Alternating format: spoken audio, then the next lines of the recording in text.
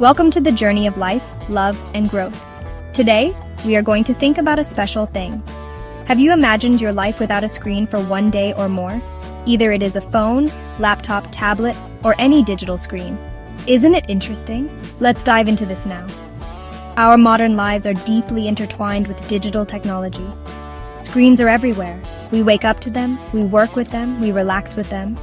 Our smartphones are constant companions, rarely out of reach. Laptops and tablets fill our bags and our homes. This connectivity promises efficiency and endless information. It offers entertainment at our fingertips, any time of day. We use these devices to manage our schedules, communicate with loved ones, and navigate the world. They have become extensions of ourselves, tools so integrated into our daily routines that we seldom pause to consider their pervasive influence. This constant connection, however, has a subtle yet firm grip on us. We feel an incessant pull towards our devices. A notification pings, and our attention immediately shifts. We find ourselves scrolling through feeds almost unconsciously. The fear of missing out, or FOMO, keeps us tethered.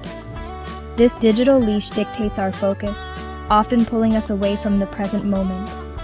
It is a gentle coercion, one that we have willingly, if unknowingly, submitted to over time. The convenience they offer masks a deeper dependency, a reliance that shapes our behaviors and expectations.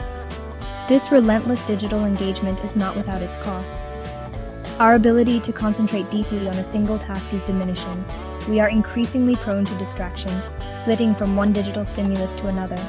The quiet moments, once opportunities for reflection or boredom, are now filled with screen time.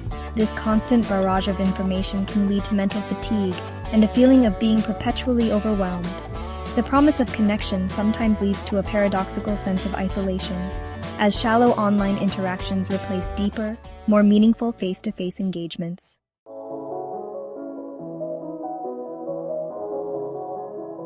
So what exactly is a digital fast? It is a period of voluntarily abstaining from digital devices. This includes smartphones, computers, tablets, and more. The duration can vary from hours to days. The key is intentionality. It's a proactive decision to disconnect, to reconnect with other aspects of life. Many feel overwhelmed by digital noise, seeking respite from constant notifications, and the pressure to be always available. Others worry about screen time's impact on mental health, reclaiming time for hobbies and meaningful interactions. It's a quest for a more authentic experience. Digital fasting is gaining traction. As awareness of screen time downsides grows, our brains aren't wired for constant stimulation. Taking a break is now seen as necessary. Reflecting a collective yearning for balance, embarking on a digital fast can be powerful, observing how ingrained our digital habits are.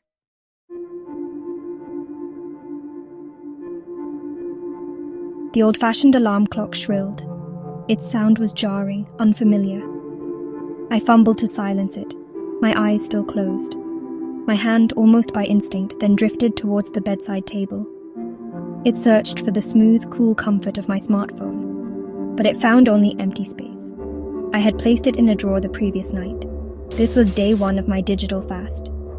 A wave of slight disorientation washed over me. The room was darker than usual, without the phone's faint glow. This was a new kind of dawn, unfolding without a screen to filter its arrival. The silence was the next thing I noticed. It was profound. There were no pings from early morning emails, no vibrations from social media updates, no news alerts demanding immediate attention, just the quiet hum of the house settling around me. Occasionally, a bird would chirp outside my window. I realized how much artificial noise my phone usually injected into these first moments of wakefulness. This quiet was peaceful, certainly. Yet a small knot of anxiety tightened in my stomach. What if I was missing something vital already? The pull of the unseen digital world was surprisingly strong. I swung my legs out of bed. The wooden floor felt cool beneath my feet. I stood up, stretching.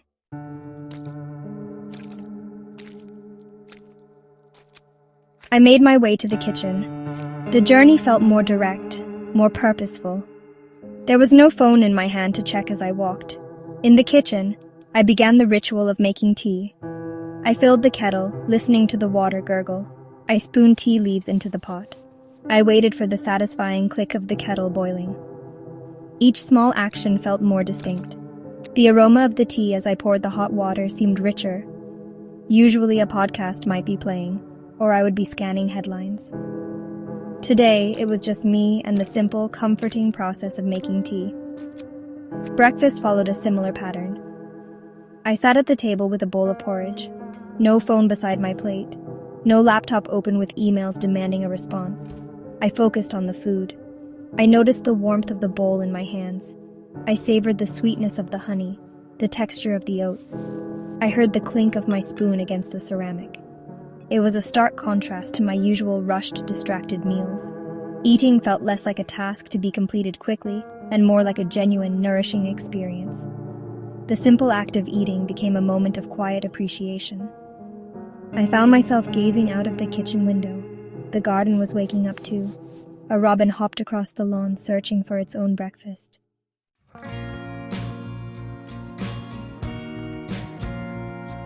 The first hour after breakfast typically vanished into a digital vortex, checking news sites, browsing social media, replying to messages. Now, that hour stretched before me, an open expanse of unscheduled time. It felt a little strange, almost unnerving. What was I supposed to do? The absence of a prescribed digital routine left a void. There was a fleeting temptation to find a task, to be productive in some measurable way, but the spirit of the fast encouraged a different approach. It was about being, not just doing. I decided to embrace the quiet. I wandered into the living room and picked up a physical book. It was a novel I had started months ago but abandoned. The feel of the paper pages between my fingers was a welcome change. The weight of the book in my lap felt substantial. I read a few pages, slowly. My mind, still adjusting, occasionally tried to wander. But the act of reading, of following a single narrative, helped to anchor my attention. There were no hyperlinks to click, no notifications to interrupt the flow of words, just the story unfolding at its own pace. The quiet in the house was not an empty quiet. It was filled with subtle sounds, the ticking of the grandfather clock in the hall, the distant rumble of traffic, the gentle creak of the floorboards as I shifted my position. I noticed the way sunlight created shifting patterns on the rug. These were the everyday details of my home, often drowned out by the louder demands of digital devices.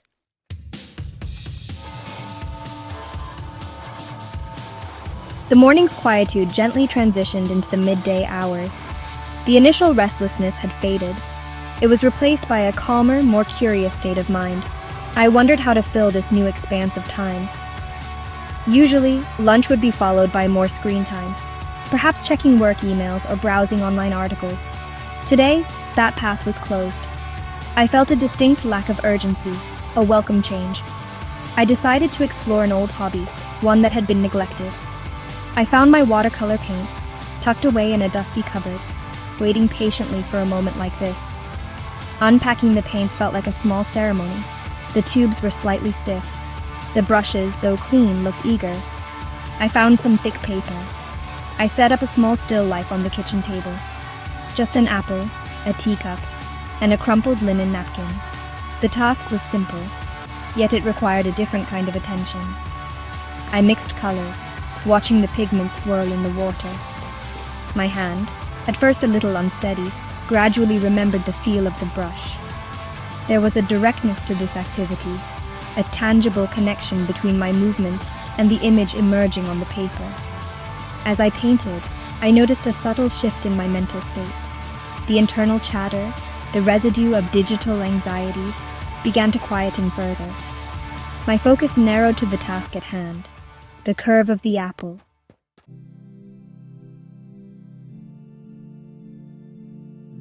Stepping outside felt like entering a brighter, more vibrant world.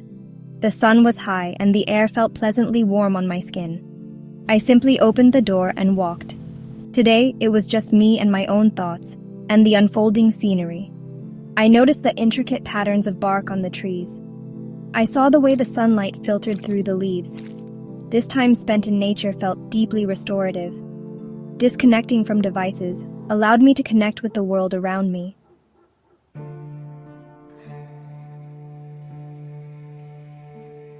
Section 3. The richness of real-time, unfiltered human connection. I met an old friend for coffee, leaving my phone behind to be fully present. This was a deliberate choice. The conversation flowed easily, free from digital distractions. I felt genuinely uplifted, my mood significantly brighter. This screen-free time was filled with rich textured experiences.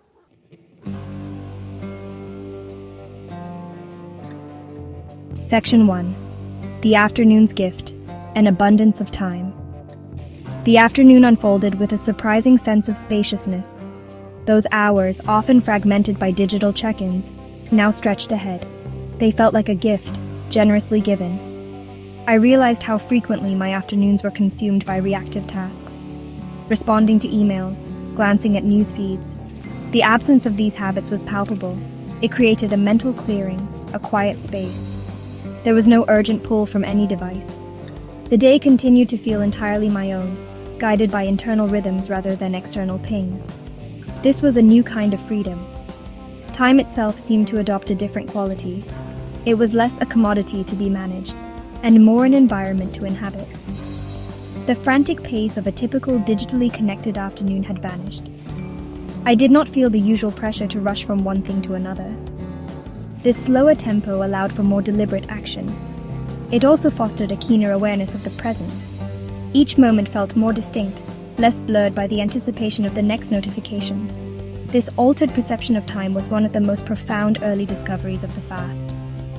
I decided to tackle a small organizational project I had been postponing, tidying my bookshelf and sorting through old papers. This was a task that usually felt daunting.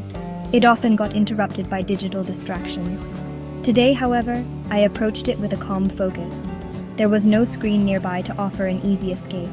I worked steadily, methodically. The physical act of sorting and arranging was surprisingly satisfying. It brought a sense of order, not just to my shelves but also to my mind, clearing physical and mental clutter simultaneously. The feeling of productivity was different too. It was not the rushed, adrenaline-fueled productivity of a digitally driven day. Instead, it was a quieter, more sustained sense of accomplishment. I was making tangible progress on a single task. My attention was not split. The afternoon hours, usually so quick to disappear, felt full and well used. The absence of digital noise allowed for a deeper engagement with the physical world. This simple act of organizing became a meditative practice, a quiet victory over procrastination, achieved through focused effort.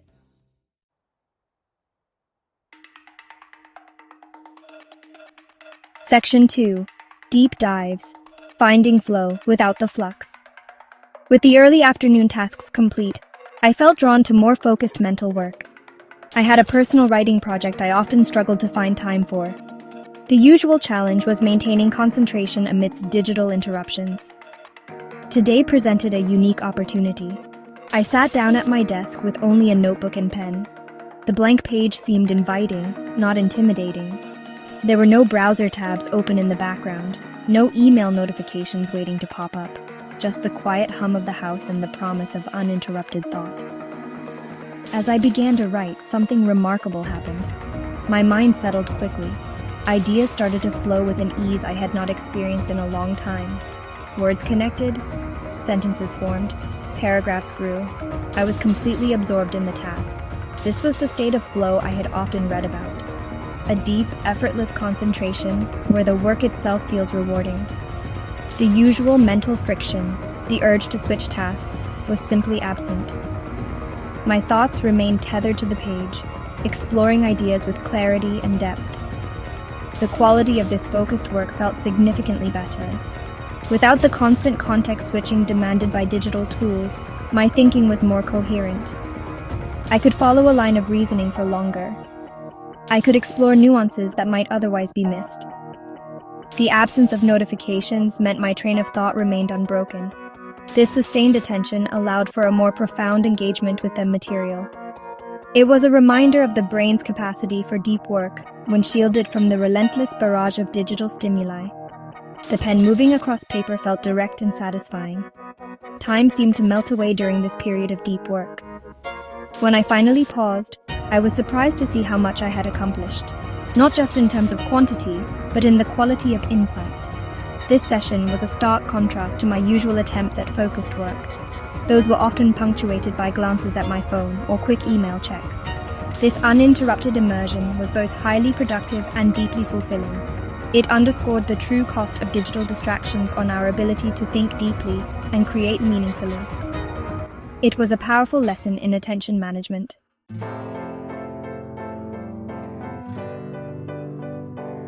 Section 3. Early evening calm reflections and real connections.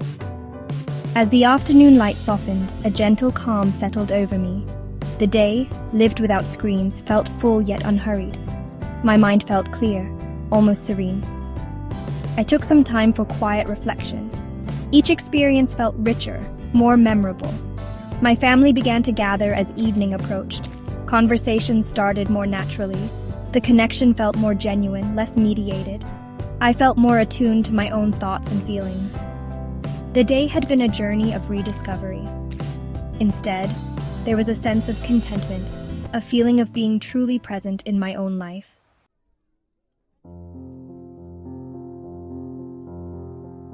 An evening unplugged. The early evening calm gracefully merged into the later hours. Dinner was finished, the kitchen tidied. Tonight, the living room was quiet. The only light came from a soft lamp in the corner.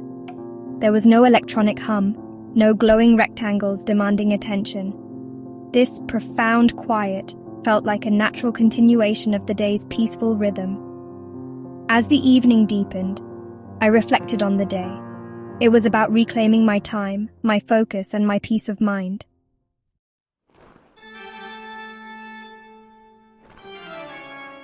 With the evening drawing to a close, I decided to read.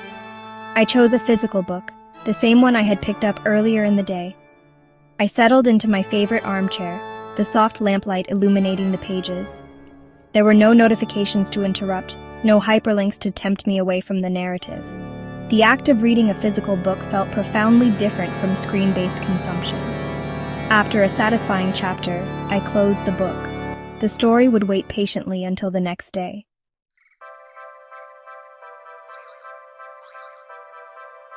Preparing for bed felt unhurried and calm. The usual pre-sleep rituals were performed with a sense of mindfulness.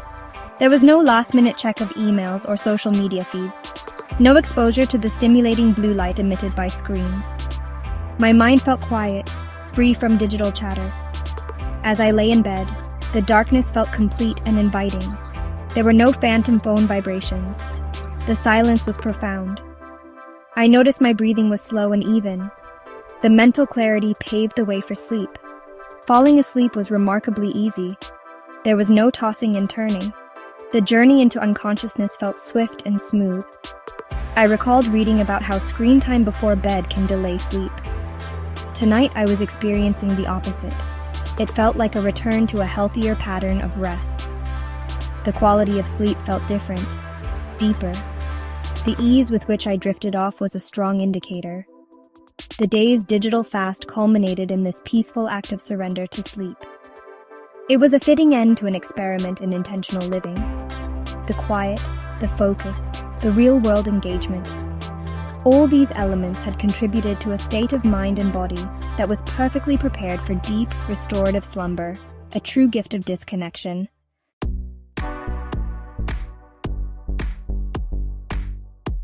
The day began as a deliberate challenge. No phone beckoned, no screen glowed.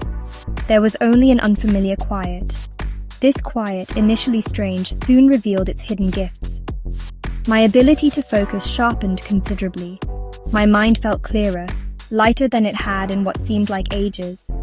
The persistent digital fog truly began to lift.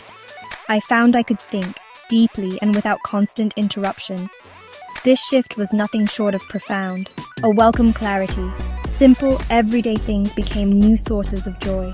The true taste of my morning tea, the vibrant colors in my small garden, the reassuring weight of a physical book in my hands. Time itself seemed to adopt a different pace. It stretched generously, offering more space to breathe. I was not rushing from one demand to the next. I was simply living, inhabiting each moment fully. This was a forgotten, almost luxurious way of being. Connecting with other people also felt markedly different. It felt more real, more genuinely present. My conversations flowed with greater depth and sincerity. I found myself listening much more intently to others. There were no digital walls, no screens acting as subtle barriers. This authentic human connection was incredibly rich. It was deeply nourishing for the soul, a true highlight of the entire experience. It reminded me of what we often miss. Physically, the benefits were also noticeable. The usual tension in my shoulders had eased. There was less fatigue, less strain behind my eyes. My mind remained calm and settled as evening approached. Sleep, when it came, felt like a welcome, natural friend. This single day, lived without the constant hum of digital demands, clearly showed me a healthier, more sustainable rhythm for life. A rhythm of peace.